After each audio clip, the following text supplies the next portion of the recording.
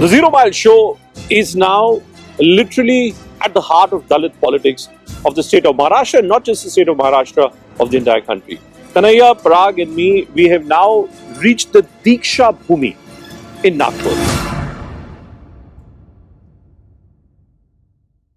This is where Dr. Ambedkar, when the Indian political ecosystem was witnessing perhaps the biggest churn, this is where he gave the clarion call of a new way of life, the Buddha religion, the Buddhism concept, the idea of how Dalits could actually be encaptured more in mainstream.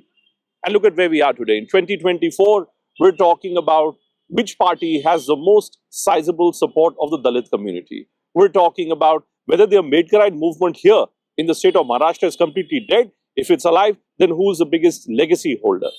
पराग, ये बताइए मुझको कि हमने जितना भी हम लोग अभी तक जितना भी हमने भ्रमण किया है, हर जगह से ना एक सवाल उठा है कि दलित वोट इस बार शिफ्ट होता सा दिखता है। मैं जब यहाँ पर आया और मैं अभी अंदर मैं दीक्षा भूमि में गया, तो जो बाबा साहेब अम्बेडकर की जो 22 प्रतिज्ञाएं थी, उन प्रतिज्ञाओं को अगर हम आज की तारीख की महाराष्ट्र की दलित राजनीति से जोड़ के देखें, तो क्या ये कहना सही होगा कि बाबा साहेब का जो दलित आंदोलन था, जो दलित अभियान था, वो आंदोलन और अभियान क्या पूर्ण रूप से आज की डेट में महाराष्ट्र की इस परिस्थिति में बदल चुका है? जो यहाँ का जो अम्बेडकरी समाज बोलते हैं, जो अम्बेडकराइट लोग हैं, वो कांग्रेस के साथ ही इतने सालों में जाते थे, लेकिन वो यहाँ पे पिछले कुछ सालों में हमने देखा है कि बहुत सारे फैक्शंस हो गए हैं।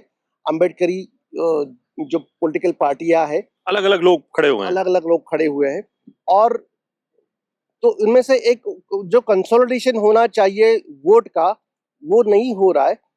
तो पिछले बार जो वंचित की जो एक्टिविटी हुई थी, प्रकाश अंबेडकर जी ने की थी, तो उनके जरिए वोट का डिवीजन हो गया था, ऐसे यहाँ के लोगों को लग रहा है। इसलिए अभी ज्यादा स्मार्ट हो गए हैं लोग और सोचते हैं कि इसका डिवीजन ना हो पाए। हमने लोगों से अभी बात भी की, तो लोग सोचते हैं कि अभी अम्बेडकरी समाज ने 100% अम्बेडकरी लोगों को ही वोट देना चाहिए, न कि दूसरे किसी पार्टी को। ऐसा इंप्रेशन अभी। लेकिन सवाल यह है कि वो कौन है, क्योंकि कन्हैया हमने देखा कि 2014 से प्रधानमंत्री मोदी लगातार ये बोलते चले आए हैं कि भाई जो अति पिछड़ा वर्ग है, जो दलित समाज है, वो भारतीय जनता पार्टी से जुड़ गया है। महाराष्ट्र में बीजेपी की जो परफॉर्मेंस रही है 2014 में, 19 में, लोकसभा में, विधानसभा में, काफी सब्सटैंशियल वोट बेस बीजेपी का पिछड़े समाज से भी बीजेपी को मिला, ओबीसी और दलित वर्ग दोनों से मिला। आज की तारीख में एक क्यों ये भावना ये बन के आ गई है कि दलित वोट कहीं हिलता सा दिख रहा है? क्यों ऐसा हो रहा है? इस कॉन्वर्सेशन को दो नजरिए से देखना चाहिए। एक तो नेशनल नैरेटिव में जो दलित मूवमेंट है या दलित समाज है, उसके असली वारिस कौन है अलग अलग जगहों पे। जैसा पराग ने कहा, यही इतने फ्रैक्शंस है, नेशनली भी देयर आर डिफरेंट फ्रैक्शंस। तो बाबा साहब अम्बेडकर की लेगेसी को ओन करने वाले देयर आर मल्टीपल पीपल। जब भाजपा 2014 में गवर्नमेंट में आई, तो एक होप के साथ आई कि दे विल प्रॉब्ली जो बाबा साहब अम्बेडकर की जो इक्वालिटी वाली, सोशल इक्वालिटी वाली थ्योरी थी, उसको ब्रिज करने के लिए, उनको अपने साथ जोड़ने के लिए एक बड़ा चंक बनाने के लिए, which is OBC, ST, SC and Dalit का कॉम्बिनेशन बनाया, और it paid off well for them for the last 10 years। पिछले इलेक्शन के बाद से हम वो देख रहे हैं कि कम से कम महाराष्ट्र के परिप्रेक्ष्य में अगर देखें तो वो थोड़ा सा खिसकता हुआ दिख रहा है। जैसे फॉर एग्जाम्पल नागपुर की अगर हम बात करें, तो यहाँ जो दलित है वो बीएसपी के साथ खड़ा हुआ दिखा हुआ है। दलित पॉपुलेशन लगभग 12 से 15% है इस पूरे विदर्भा रीजन में, और उसमें बीएसपी एक बड़ा प्लेयर बन के उभरा। पिछली बार जैसा पराग ने कहा कि और फ्रैक्शंस भी आए अंबेडकर मूवमेंट को लेके आगे बढ़ाने के लिए, उनके अपनी लेगेसी को आगे बढ़ाने के लिए। It didn't really work out. दो नैरेटिव्स जिसके अंडरकरेंट्स हैं, जो चल रहा है, और जिससे ये लगता है कि दलित समाज थोड़ा एक कॉन्शियस है, इंट्रोस्पेक्शन मोड में है कि क्या हमने 10 साल जो बीजेपी के साथ कंधे से कंधा मिला के खड़ा हुआ और उनको सपोर्ट किया, should be rethink that is what is happening. उसमें अगर 10-12% ये एक तरफ एक मत होके जाते हैं, वो डिसाइडिंग फैक्टर होंगे। अभी ये कह पाना मुश्किल है कि वो कहाँ जाएंगे। और चुनाव मेरे ख्याल से चुनाव अभी थोड़ा सा बढ़ भी रहा है, लेकिन अगर हम महाराष्ट्र की तुलना, चूंकि हम यहाँ दीक्षा भूमि है, डॉक्टर बाबा साहेब अम्बेडकर की चर्चा अगर दो सबसे ज्यादा बड़े प्रदेशों में होती है तो एक है उत्तर प्रदेश और दूसरा है महाराष्ट्र। उत्तर प्रदेश में हमने देखा कि how Mayawati, the BSP, has ended up becoming the big legacy holder, the inheritor of Baba Saheb's legacy. In Maharashtra, that battle, I think, has not been settled. There is a Congress in some parts, certainly in this part of Vidarbha. There is the Bharatiya Janata Party, which likes to believe that it also has a support of a certain percentage of Dalit population in other states, in other parts of the state. But अगर हम UP और महाराष्ट्र की तुलना करें पराग, हमने देखा कि अभी जो लोकसभा चुनाव हुए, जब बड़े पैमाने पर संविधान खतरे में है, ये जो चर्चा थी संविधान खतरे में, इसका असर हमें बिल्कुल यूपी में देखने को हमको मिला। शायद महाराष्ट्र में भी इसका थोड़ा बहुत असर था। राहुल गांधी की जो तस्वीर है वो कॉन्स्टिट्यूशन लेके जो घूमते हैं, क्या वो फैक्टर आज की तारीख में भी, अभी फिलहाल, क्या महाराष्ट्र में आप हावी देखते हो उस फैक्टर? संविधान खतरे में या संविधान का जो यहाँ पे जो यहाँ की जो अम्बेडकरी जो समाज है, वो संविधान को जोड़ते हैं बाबा साहेब अम्बेडकर से। डॉक्टर बाबा साहेब अम्बेडकर वो कमेटी पे थे, तो उन्होंने संविधान लिखा है। इसी धारणा यहाँ के अम्बेडकर समाज में बहुत दृढ़ता से है। तो और वो संविधान का अवमान, यानी डॉक्टर बाबा साहेब अम्बेडकर का अवमान, ऐसा सोचते हैं। तो इस जो नैरेटिव चला था कि बीजेपी और महायुति के जो गठबंधन है वो संविधान के खिलाफ है और संविधान तोड़ना चाहते, संविधान को रखना नहीं चाहते, तो ये नैरेटिव से ये जो पूरा वोट था वो शिफ्ट होने का ये डर पैदा हुआ। इसलिए आप नैरेटिव देखेंगे कि पंतप्रधान मोदी जी से लेके यहाँ के जो भी कार्यकर्ता है वो संविधान के बारे में बोलने लगे। आज की तारीख में यहाँ के मुख्यमंत्री शिंदे साहब भी अभी बोल रहे हैं कि संविधान संविधान। तो ये संविधान का नारा है, यहाँ के अम्बेडकरी समाज से जुड़ा हुआ है। और जो अम्बेडकरी समाज है वो नवबौद्ध, यानी यहाँ पे दीक्षा लेने के बाद उन्होंने एक अलग से अपनी धर्म की संकल्पना ली थी और वो ये इस बौद्ध धर्म से जुड़े हुए हैं। लेकिन बाकी भी जो दलित समाज था, जो नवबौद्ध नहीं है, वो आज जैसे मातंग समाज है और बाकी के जो समाज है जो पिछड़े वर्ग में आते हैं, वो आज की तारीख में उनका झुकाव आज भी बीजेपी की तरफ है। एक बात जरूर है और हम सभी अपने दर्शकों को बताना चाहेंगे, to all our viewers, you know, in Maharashtra, the entire Dalit movement, the number of players coming from the Dalit community has increased. If you look at, again, you look at Bihar, you look at UP, you look at Maharashtra, three big states with substantial chunks of Dalit population.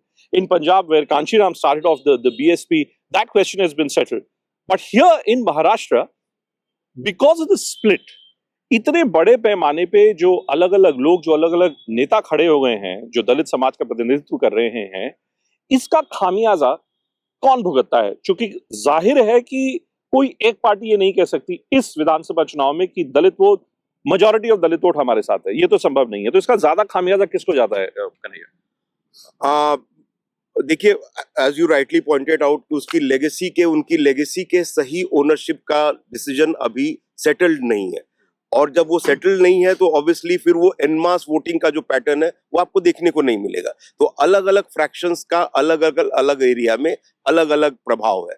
और क्योंकि उनके नेताओं के personal aspirations हैं, तो कहीं वो शरद पवार जी की एनसीपी के साथ हैं, कहीं वो बीजेपी के साथ हैं, कहीं टैक्टफुली वो शिवसेना के साथ हैं। जैसे फॉर एग्जांपल विदर्भा में बाई एंड लार्ज बाईपोलर लड़ाई है कांग्रेस और बीजेपी के बीच में। उसमें एक डिसाइसिव चंक 10-12% का जो दलित वोट बैंक है वो पहले भी प्ले करता रहा है, अभी भी प्ले करेगा। इस बार हमारा जो अंडरकरेंट जो दिख रहा है उसमें, वो चाहे वो आपने कॉन्स्टिट्यूशन वाली बात कही, जो लोकसभा में जिसका आपने आउटकम देखा कि यहाँ से एक तरह से कांग्रेस का रिसर्जेंस हो गया एक तरह से, और that was primarily because of the consolidation. कुछ ऐसा हो रहा है क्या? कुछ ऐसा हो रहा है क्या कि जो हमने लोकसभा में देखा, क्या कमोबेश, क्या हम वही ट्रेंड क्या हम विधानसभा में देख रहे हैं, या पिछले 3-4 महीनों में कुछ ऐसा बदलाव हुआ है महाराष्ट्र की राजनीति में जिससे जो प्री 2024 लोकसभा जो सिचुएशन थी, क्या वो सिचुएशन है?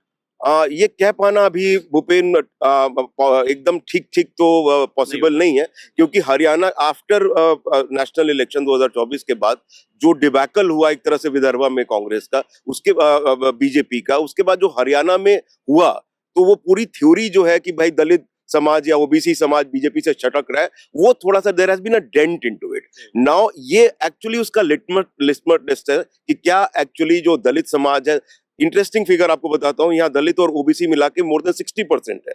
तो अगर वो कंसोलिडेशन आपको देखने को मिलता है, OBC by and large traditionally Congress को वोट करते रहे पिछले 10 सालों से, वो बीजेपी के साथ है 70% 80% के।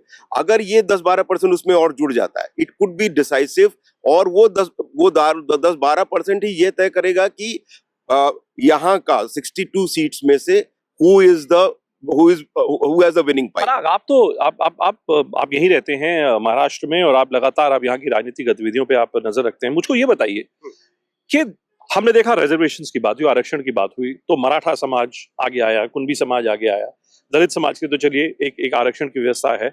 शिंदे सरकार ने और उसके पहले फडणवीस सरकार ने दलित समुदाय के लिए खास तौर पे वो कौन से एक दो कोई वेलफेयर पॉलिसीज हैं जो आपके मुताबिक इस चुनाव में जिनका महत्व हो सकता है? नहीं, स्ट्रेट अवे कोई वेलफेयर पॉलिसी का नहीं है, क्योंकि वहाँ कुछ एक डेढ़ साल पहले उद्धव बाला साहेब ठाकरे और प्रकाश अंबेडकर दोनों एक मंच पे आए थे एक साथ। तो दोनों में एक कॉमन एक फैक्टर था कि उद्धव बाला साहब ठाकरे के जो दादाजी थे, जिन्हें प्रबोधनकार ठाकरे हम कहते हैं, और वो शाहू महाराज के साथ काम करते थे उस जमाने में।